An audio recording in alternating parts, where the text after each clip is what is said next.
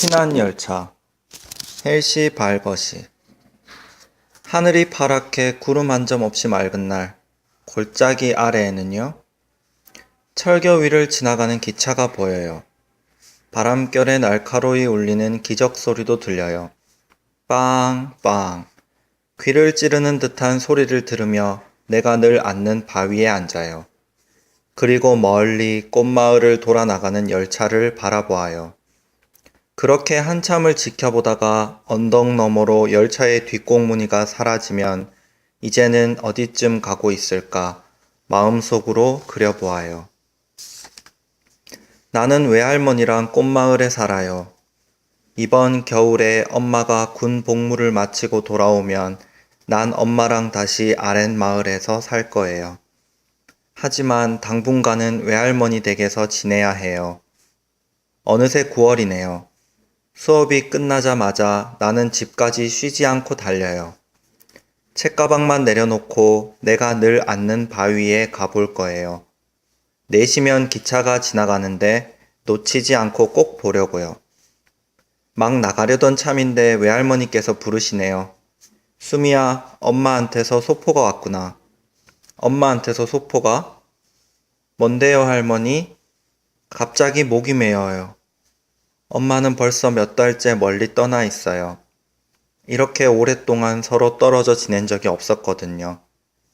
외할머니께서는 아무런 무늬도 없는 갈색 상자를 건네주세요. 선물인가 보구나. 이제 3밤만 더 자면 우리 수미 생일이잖니? 나는 말없이 상자를 받아들어요. 차라리 올해에는 내 생일이 없었으면 좋겠어요. 엄마도 없고. 엄마가 만들어주는 못난이 케이크도 없는데 생일이면 뭘 해요. 나는 외할머니의 흔들의자에 앉아 상자에 붙어있는 테이프를 떼어내고 열린 틈으로 들여다봐요. 헝겊 인형이네요. 검정 털실로 따은 머리, 밤색 단추로 만든 눈. 엄마는 나를 닮은 인형을 만들었나 봐요. 삐틀삐틀 빨간 실로 꿰맨 입술이 삐죽거리는 내 입모양과 닮았어요. 왈칵 뜨거운 눈물이 솟아올라요. 외할머니께 들킬까봐 얼른 인형을 챙겨 밖으로 뛰쳐나가요. 괜히 길가의 풀들을 꽉꽉 밟으며 바위로 가요. 그리고 바위에 앉아 따사로운 기운을 한껏 들이마셔요. 지금 엄마가 곁에서 눈물을 닦아주면 얼마나 좋을까요? 두 눈을 감으면 엄마 얼굴이 떠올라요. 까무잡잡한 얼굴에 눈동자는 초콜릿색이에요. 난 찰랑찰랑 엄마의 머리칼을 만지며 논 적도 많아요. 그런데 자꾸만 목이 메어와요. 작년에 아빠가 교통사고로 돌아가시자 엄마는 먼 동네에 있는 봉투 공장에 취직했어요. 그땐 엄마도 너무 힘들었대요. 밤늦게까지 일을 하느라 서로 얼굴 보기도 힘들었어요. 밤에 외할머니께서 이불을 덮어주고 가시면 나는 울다가 잠이 들곤 했어요. 내겐 아빠만 없는 게 아니라 엄마도 없었어요. 지난 봄에 엄마는 군대에 갈 결심을 하고 그게 얼마나 중요한 일인지 이야기했어요. 군대에서 훈련을 받고 군인이 되면 대학에 다닐 수 있게 학비가 나온대요. 엄마 얼굴이 그렇게 환한 건 아빠가 돌아가신 뒤로 처음이었어요. 나도 덩달아 신이 났어요.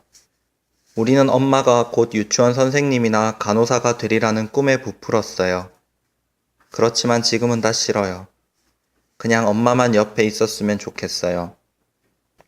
엄마가 생일 축하 노래도 해주고 촛불을 끄기 전에 수미야, 소원을 빌어야지 하고 속삭여주면 좋겠어요. 나는 아직도 두 눈을 꼭 감고 인형을 손에 들고 있어요. 이 인형은 며칠 전만 해도 엄마 손에 있었겠죠? 인형을 코에 대고 냄새를 맡아보아요. 혹시 엄마 냄새가 날지도 모르잖아요. 하지만 털실 때문에 코만 간지럽고 아무런 향기도 나지 않아요. 문득 얼굴에 서늘한 옷자락이 느껴져요. 순간 엄마일지도 모른다는 생각에 가슴이 마구 뛰었지만 아니에요. 외할머니세요. 외할머니께서는 잠시 주춤하시더니 내 옆에 앉으시네요. 수미야, 얘서 뭐하니? 외할머니는 목소리가 참 나긋나긋하세요. 기차를 기다려요. 나는 손가락으로 저 아래에 있는 기찻길을 가리켜요. 외할머니 눈이 흐려지세요. 옛날 일이 기억나시나 봐요. 그러더니 다시 맑은 눈으로 부드럽게 웃으세요. 할미도 함께 기다리자꾸나. 기차를 보면 떠오르는 추억이 많지. 무얼까? 궁금해요. 외할머닌 반쯤 눈을 감고 입술도 살짝 떨고 계세요. 아마도 가슴 속 깊이 간직한 무척 소중한 기억 때문인가 봐요. 할머니, 그게 뭔데요? 나는 외할머니 곁으로 조금 더 가까이 앉았어요.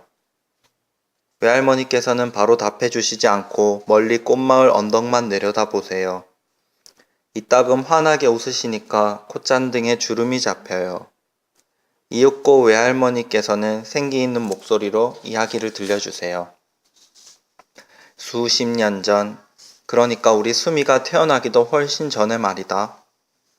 세상이 아주 뒤숭숭했거든.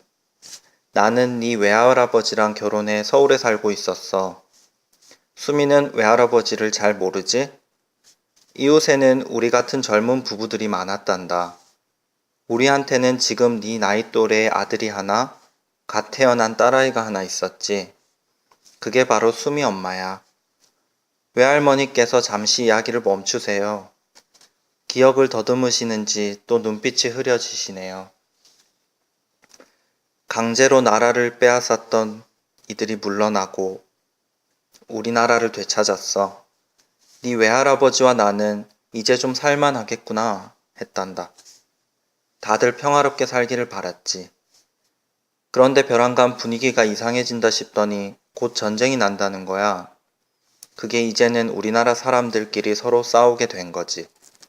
모두 한 형제나 다름없는데 말이다. 그렇게 전쟁은 다가오는데 우리야 뭐 어찌할 도리가 있나. 참말로 아무것도 할 수가 없었지. 막상 전쟁이 일어났을 때 우리는 서울을 떠나 피난을 가려고 했단다. 외할아버지는 우리를 트럭에 태우고 강을 건너려고 했어. 그런데 한강에 다다르니 다리가 이미 끊어졌더구나. 군대에서 일부러 끄는 거래. 적들이 쉬이 건너지 못하게. 결국 발길을 되돌릴 수밖에 없었단다. 솔직히 다행이다 싶기도 했어. 왠지 정든 내 집을 버리고 떠나기는 싫었거든. 북한군은 그야말로 순식간에 서울로 밀려들었어. 먼 곳에서 울리던 총소리도 점점 가까이서 들려오더구나. 그 소리를 듣고 있자니 어찌나 간담이 서늘해지던지. 곳곳에서 계속되는 총소리며 대포소리, 밤에도 하늘이 온통 핏빛으로 붉었단다. 우리 식구는 깜깜한 지하실에서 웅크리고 지냈어. 전쟁이 나고 겨우 며칠 만에 그 지경이 되다니. 모두 기가 막혔지. 그해 여름은 사방에 연기가 자욱했단다. 남자들은 무조건 잡혀가니까 외할아버지는 낮에도 지하실에 숨어 계셨지. 나는 어쩌다가 한 번씩 애들을 데리고 밖으로 나왔단다. 다행히도 서울 변두리에 아는 사람이 있어서 먹을 걸 조금씩 얻어다 지냈지. 9월이 되니까 북한군이 물러가기 시작했어. 유엔군이 우리를 도와주러 왔다고 하시더라. 서울에 다시 자유가 찾아온 거야. 얼마나 기뻤는지 모른다. 하지만 외할아버지의 생각은 달랐어. 틈만 나면 이렇게 말씀하셨거든. 한시 바삐 여길 벗어나야 해. 여긴 아직 위험해. 좀 더 남쪽으로, 부산으로 가야겠어. 당장 어떻게 해야 좋을지 모르겠더구나. 집이며 채소를 심어놓은 텃밭, 어머니께 물려받은 장롱. 이 모든 걸 다 두고 떠나려니 선뜻 용기가 나지 않았어. 여태까지 무사히 버텨왔는데 설마 앞으로 더 나쁜 일이 벌어지겠나 싶었지. 그렇지만 알고 지내던 사람들 대부분은 떠난다고 했어. 부산이 더 안전하다며 다들 함께 가자고 했지. 그러나 우리 식구는 망설임 끝에 결국 따라가지 않았어. 나는 다 잘되게 해달라고 몇 날 며칠을 기도만 했단다. 그러던 어느 날 밤인가 밖을 내다보니 계시더구나. 결국 며칠 뒤 조용히 말씀하셨어. 네 외할아버지가 추운데 서서 있는 날 흔들어 깨워 여보, 북한군을 도와서 중공군이 쳐들어온다오. 유엔군이 이제는 후퇴하는가 봐. 우리도 더 늦기 전에 바로 떠납시다. 필요한 것들만 대충 챙겨서 보따리 3개를 가져가기로 했단다. 어차피 다 들어갈 수는 없으니까 속상하지만 나머지 것들은 남겨두고 떠날 수밖에. 외할머니께서 맘춤을 멈추세요. 울고 계세요. 나는 살며시 외할머니 손을 잡아요. 가늘게 떨리고 있어요. 할머니 그래서 어떻게 됐어요? 나는 외할머니를 바라보면서 잠시 이런 상상을 해요. 그때는 흰머리도 없고 주름살도 없으셨겠죠. 엄마처럼 젊고 예뻤을 것 같아요. 외할머니는 땅이 꺼져라 한숨을 쉬세요. 네 외할아버지는 기어코 강을 건너기로 작정하셨단다. 우리가 타고 건널 수 있게 작은 배도 하나 준비해 놓으셨어. 캄캄한 밤에 아무도 몰래 집을 나와 어두운 숲속을 한참 걸었지. 제일 무거운 보따리를 들은 외할아버지가 양손에 하나씩 들고 나는 한 손에는 작은 보따리를 다른 한 손에는 네 외삼촌 손을 잡고 갔다. 네 엄마는 포대기로 싸서 등에다 업었단다. 가는 동안 누구한테 들킬세라 입도 뻥끗할 엄두도 못 냈지. 사실 말할 힘도 없었어. 사각사각 발걸음 내딛는 소리와 드문드문 눈의 무게를 못 이긴 나뭇가지들이 부서지는 소리 말고는 온 세상이 쥐죽은 듯 고요했단다. 어두운 강둑에서 누군가 우릴 기다리고 있더구나. 배 주인이었지. 지금도 눈에 선해. 그 사람 뒤로 다 부서져가는 배가 보이는데 저걸 타고 가다가는 물에 빠져 죽겠다 싶었어. 그래도 강을 건너려면 탈 수밖에 없었지. 네 외할아버지랑 배 주인이 앞에서 노를 저었고 나는 하늘만 뚫어져라 쳐다보며 제발 무서히 건너게 해달라고 빌었단다. 그날 밤 정말 운이 좋았었는지 별 탈 없이 강을 건넜단다. 그로부터 며칠을 우리 식구는 남쪽을 향해 하염없이 걸었어. 우리 말고도 피난을 가는 사람들이 길에 가득했단다. 소를 끌고 가는 사람, 녹슨 자전거를 힘겹게 타고 가는 사람도 있었지. 자주는 아니지만 때때로 자동차나 트럭도 볼 수 있었어. 얼굴이 새하얀 군인들이 차를 타고 가는 모습도 여러 번 봤단다. 외할아버지가 그러는데 그 사람들이 미군이래. 눈이 파란 것이 꼭 네 외삼촌이 가지고 놀던 구슬 같더구나. 그러다가 부산으로 가는 기차가 있다는 소리를 들었어. 외할아버지는 그 차를 타기로 결심하셨나 봐. 마지막 열차인지도 모른다며 불안해하셨어. 우리 주어진 마지막 기회라고 여기신 거야. 안개가 잔뜩 낀 추운 겨울 아침에 우린 마침내 기차를 발견했단다. 가까이 다가가 보니 사람들이 잔뜩 모여 있더구나. 아마 수천 명도 더 됐을걸? 피난길을 걸어오느라 죄다 먼지 투성이었지. 아기들은 젖을 달라고 울어대고 추워서 벌벌 떠는 꼬마들은 엄마나 할머니 치맛자락만 들고 있었지. 주변을 둘러보니 온통 괴로워하는 얼굴들 뿐이었단다. 그런데 갑자기 네 외할아버지께서 나를 똑바로 쳐다보더니 창백한 얼굴로 말씀하셨어. 여보, 당신은 애들이랑 기차를 타요. 당신은 어쩌고요? 외할아버지는 내 손을 부서져라 꽉 잡고 말씀하셨어. 여보, 나는 군에 입대할 거요. 아무래도 그게 내가 해야 할 일인 듯 싶어. 시간이 좀 더 있었더라면 못하게 말렸을 텐데 그럴 겨를도 없었구나. 외할머니께서 추우신가 봐요. 기침을 콜록 하시더니 손을 싹싹 비비며 입김을 호호 부시네요. 다시 말씀을 이으시는데 목소리가 떨리세요. 열차 안은 이미 발 디딜 틈도 없었어. 사람들이 하도 많아서 숨도 제대로 못 쉴 형편이더구나. 남은 자리라고는 기차 지붕 위밖에 없다며 외할아버지는 우리더러 거길 올라가라는 거야. 처음에는 내가 잘못 들었나 했단다. 그래서 물었지. 아니 어떻게 기차 지붕 위로 올라가요? 하지만 외할아버지는 막무가내셨어. 이렇게 해서라도 이 기차를 타야 해. 부산까지 도착하면 거기서 기다리고들 있어요. 나는 포대기를 풀어 네 엄마를 외할아버지께 맡기고 지붕 위로 올라갔단다. 지금 생각해보면 내가 거길 어떻게 올라갔는지 모르겠구나. 아마도 옆에 붙은 사다리 같은 걸 타고 올라갔겠지. 외할아버지는 네 외삼촌을 먼저 올려보내고 이어서 네 엄마를 올려주었단다. 지붕 위에도 이미 많은 사람이 올라와 있었어 서로 자리를 잡느라고 아우성이었지. 정말 눈 깜짝할 새에 지붕 위가 사람들로 가득 차더구나. 그때 해가 뜨면서 안개가 걷히는데 파란 하늘 저편이 빨갛게 물들더구나. 문득 이런 생각이 들었지. 어쩜 이토록 맑고 아름다운 날, 왜 이런 슬픈 일을 겪어야만 하지? 외할머니께서 눈물을 닦으시네요. 나는 손을 꼭 잡아드려요. 그랬더니 내 머리를 쓰다듬어 주시네요. 외할머니 눈에 눈물이 고여 있어요. 외할머니께서는 내 손을 쥐고 얼굴에 살짝 갖다 대세요. 그리고 이야기를 계속하세요. 기차가 곧 떠나려고 해서 작별 인사를 나눌 시간도 얼마 없었어. 오히려 그게 더 나았는지도 몰라. 이별의 시간이 길었더라면 눈물만 더 흘렸을 테니까. 외할아버지는 애들을 꽉 안아주셨어. 평소에는 그렇게 무뚝뚝하시던 양반이.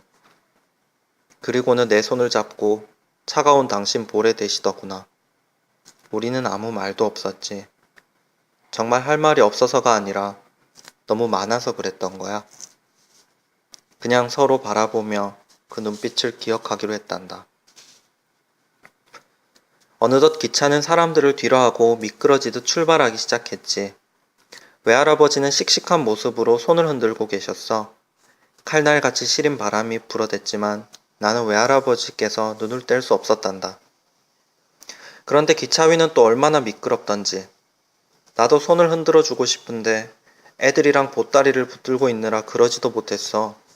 너무 어려서 아무것도 모르는 네 엄마와 달리 네 외삼촌은 기차가 차츰 빨라지니까 막 울음을 터뜨리더구나. 아빠를 부르면서 말이야.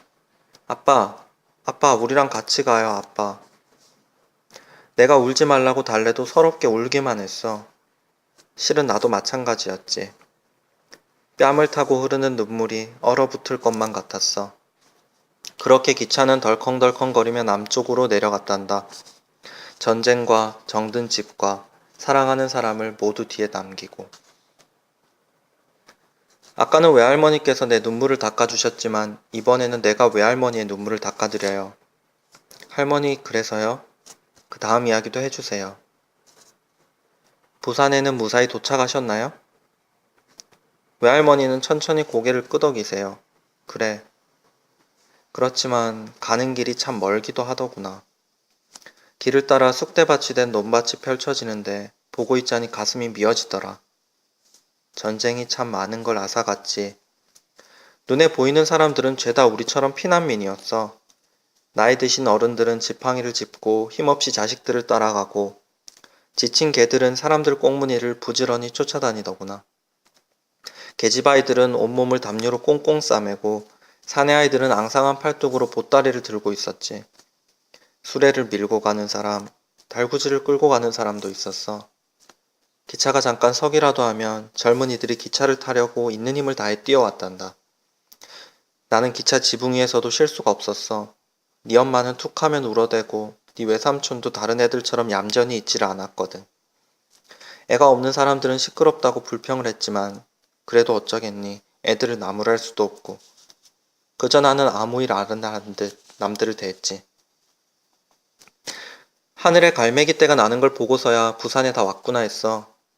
기차에서 내린 나는 애들이랑 빈 학교 건물에서 지내기로 했지. 거기서 한동안 살던 사람들이며 친하게 지내던 사람들을 모두 만났단다. 외할머니는 무슨 생각을 하시다가 혼자서 웃으세요? 부산에 살던 아이들이 네 외삼촌을 데리고 나가서 물고기랑 조개 잡는 법을 가르쳐 주었어. 그러다가 하루는 개의 집게에 손가락을 물렸지. 기특하게도 네 외삼촌은 안 울더구나. 자기도 씩씩한 아버지처럼 되고 싶었던 게지. 순간 외할머니 눈빛이 어두워지세요. 촛불이 꺼지고 어둠이 찾아온 것처럼. 군인들이 지나갈 때마다 혹시 네 외할아버지가 있을까 찾아봤지만 외할머니 입에서 긴 한숨이 새어나와요. 기운이 빠지는지 어깨가 축 처지세요. 못 만났어. 그렇게 헤어지고서 다시는 네 외할아버지를 만나지 못한 거야. 갑자기 멀리서 기적소리가 골짜기에 매야기쳐 와요. 빵빵. 외할머니께서 숄로 나를 따뜻하게 감싸주시네요. 우리는 한동안 말없이 기차를 봐요. 눈은 기차를 향하고 있지만 나는 마음속으로 외할아버지를 그려봐요. 그 추운 겨울 아침, 피난 열차에 가족들을 떠나보내야 했던 외할아버지는 얼마나 가슴이 아프셨을까요? 이어서 엄마 생각도 해요. 엄마는 다시 돌아오겠죠. 엄마를 만나 부둥켜 안는 상상을 해요. 엄마 손은 정말 보드랍고 따뜻할 거예요. 하지만 이제 더 이상 이렇게 오래도록 헤어져 지내는 건 싫어요. 다시는 엄마를 보내지 않을 거예요. 외할머니께서 기침을 하세요. 수미야, 머지않아 할미랑 저 언덕 아래로 기차를 마중 나갈 날이 올 거야. 외할머니께서 눈을 반짝이며 말씀하세요. 역에서 기다리고 있으면 기차 소리가 점점 커지겠지? 나는 빙그레 웃어요. 너무 시끄러워서 귀를 막아야 할걸요? 하지만 지금 당장이라도 듣고 싶어요. 외할머니 눈에서 또 빛이 나요.